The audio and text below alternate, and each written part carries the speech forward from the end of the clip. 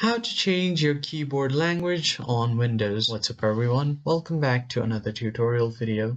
In this tutorial, I'm going to show you guys how to easily change your default input language on your laptop's keyboard. But before you get started, make sure to head down below to give this video a like and subscribe to our channel. Also turn on the bell icon so you don't miss out on any new updates. Let's begin. First thing first, you're going to right click on your Windows icon to open up your settings. And once your settings is open, on the left side of your screen you will see time and language.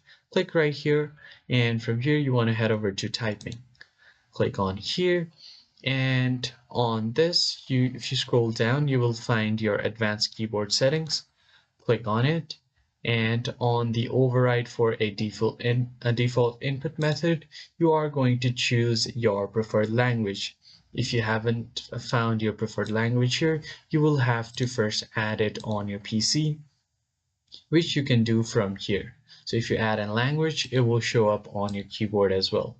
So go ahead and click on Advanced Settings.